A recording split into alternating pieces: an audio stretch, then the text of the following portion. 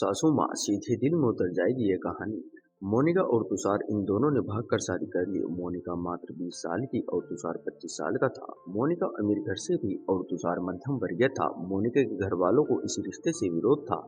उसके पिता को मोनिका के लिए अमीर लड़का चाहिए था। वैसे भी मोनिका के पापा के मुताबिक उसकी शादी करने की उम्र भी नहीं थी। थोड़ी सी समझ आने पर वह तुषार को भूल जाएगी, ऐसा मोनिका के पिताजी को लगता था। तुषार के माता-पिता को इस शादी से कोई दिक्कत नहीं थी। मोनिका की पढ़ाई पूरी हो और तुषार को भी अपने कैरियर पर अच्छे से ध्यान देना चाहिए, ऐसी उनकी इच्छा थी। बाद में वक्त आने पर वह मोनिका के माँ-पापा से बात करेंगे, ऐसा उन्होंने तुषार को बोला था। एक बार मोनिका और तुषार को बाहर घूमते हुए मोनिका के भाई ने उन्हें देख लिया। मोनिका ने जबरदस्ती से घर ले गया। उसके घर एक ही तमाशा होने लगा। उन्होंने मोनिका का घर के बाहर आना जाना बंद करवा दिया। लास्ट में संधि देखकर उन दोनों ने भागकर शादी कर ली। मोनिका के घर वालों ने उससे सारे रिश्ते तोड़ दिए। तुम कभी भी खुश नहीं रहोगी, ऐसी उसे बददुआ दी। तुषार के घर वालों को उनका विरोध नहीं था, पर उन दोनों ने लिया हुआ निर्णय उसके माँ पापा को पसंद नहीं आया। हमें एक बार बताया तो होता, हम कोई न कोई मदद कर सकते थे। हम मोनिका के घर वालों से इस बारे में बात करते, ऐसे तुषार को उन्होंने कहा। पर अब जो हुआ सो हुआ। उन्होंने मोनिका को बहू के रूप में स्वीकार लिया। मोनिका और तुषार को लेकर वह मोनिका के मायके में भी गई, पर मोनिका के पापा अड़े हुए थे। उन्होंने मोनिका का चेहरा देखना भी पसंद नहीं था। पापा के खिलाफ जाने में माँ की हिम्मत नहीं हो रही थी। मोनिका के लिए अब मायका पूरी तरह से छूट गया था। धीरे धीरे मोनिका का तुषार के घर में मन लगने लगा। अब अपना जो कुछ भी है वह यहाँ पर ही है, यह उसे समझ आ गया। मोनिका बड़े लाड़ प्यार से बड़ी हुई है, उसे कोई भी काम की आदत नहीं थी। हमें ही उसे सब कुछ सिखाना पड़ेगा। उसकी तुषार की माँ को यानी मोनिका की सास को पता था सब कुछ अच्छा चल रहा था, पर नियति के मन में कुछ अलग ही चल रहा था। उनकी शादी को कैसे जैसे 1 साल हुआ था और एक एक्सीडेंट में तुषार दुनिया छोड़कर चला गया। सभी पर दुख का पहाड़ टूट पड़ा। ऐसे जमाने में अपने बेटे की मृत्यु होने के कारण तुषार के पापा को जबरदस्त मानसिक धक्का लगा। मोनिका भी पूरी तरह से टूट गई थी। अभी तो उनकी गृहस्थी शुरू हुई थी। मोनिका के मायके वालों को भी यह बात मालूम पड़ी। तब भी मोनिका के मायके वाले कोई भी नहीं आए। तुषार की माँ इन सब में धैर्य से बर्ताव कर रही थी। तुषार के अंतिम संस्कार का कार्य निपटाकर उन्होंने मोनिका को उसके मायके छोड़ आने का निर्णय पक्का किया। मोनिका उसके मायके जाने के लिए तैयार नहीं थी। उन्होंने मोनिका को बहुत समझाने की कोशिश की। बेटी तुम्हारे सामने पूरी जिंदगी पड़ी है, इसे बर्बाद मत करो। मैं बात करूंगी तुम्हारे माँ पापा से, जरूरत पड़ी तो मैं उनके पैर तक पकड़ लूंगी।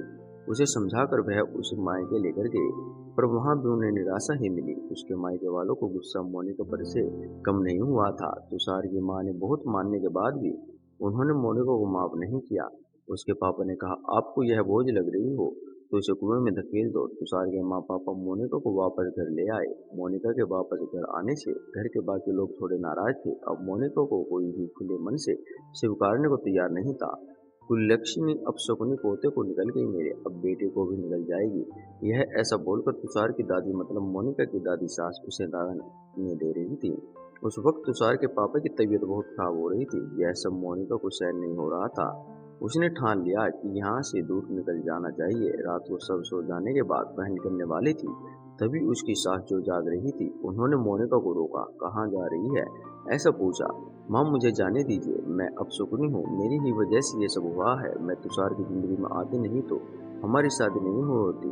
आज वह जिंदा होता, पापा की भी अवस्था होती नहीं। मुझे जाने दीजिए, मैं यहाँ नहीं रह सकती। वक्त आने पर आत्महत्या कर लूंगी, पर अब यहाँ नहीं रहूंगी। सच में मेरे यहाँ आने से इस घर की सारी खुशियाँ चली गई। मुझे कोई अधिकार नहीं है यहाँ रहने का। मोनिका रोते रोते सब बोल रही थी।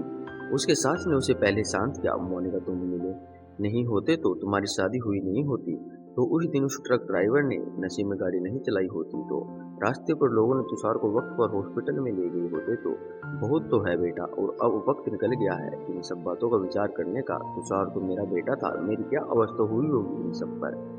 एक बार तो विचार किया तुमने, वह तो चला गया और अब तुम भी छोड़कर चली जाओगी मुझे। मोनिका तुम मुझ पर बोझ थी, इसलिए मैं तुम्हें तुम्हारे मायके छोड़ने नहीं दी थी। तुम्हारे सामने पूरी जिंदगी है, किसी के चले जाने से हम जीना तो नहीं छोड़ सकते।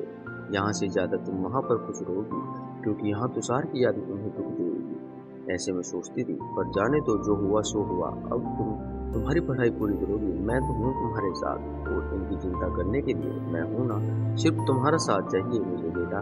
इस सब में तुषार के जाने से हर कोई परेशान था। हर किसी का बोलने का तरीका अलग हो गया है।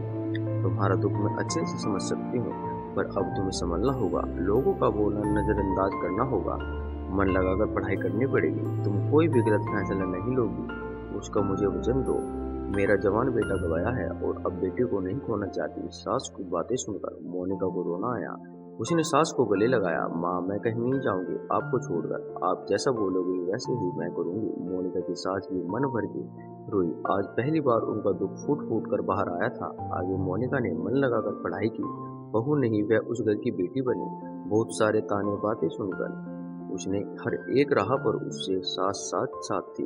वो दोनों एक दूसरे की ताकत बने। मोनिका आईएएस अधिकारी बनी। अब उसे दोष देने वाला लोगों का मुंह बंद हो गया। मोनिका के मायके वालों को भी ये खबर पता चली। उसके पापा के सिवाय मायके के बाकी लोग उसे पूछने लगे थे। सास ने अच्छा जोड़ीदार चुनकर मोनिका की दूसरी शादी करवाई। शादी के बाद भी मोनिका अपनी इस माँ को कभी नहीं भूली। सास के अंतिम काल में भी मोनिका रात का दिन करके सेवा में हाजिर होती थी। सास के रूम में मोनिका उसकी जिंदगी खरे अर्थ से जीना सिखाने वाली माँ उसे मिली थी। पर सच में मोनिका के सास जैसी ऐसी कितनी समझदार औरतें इस समाज में हैं, जो एक चौखट से बाहर जाकर सोचती हैं और दूसरों का आधार बनकर उनका जीवन सफल बनाती हैं।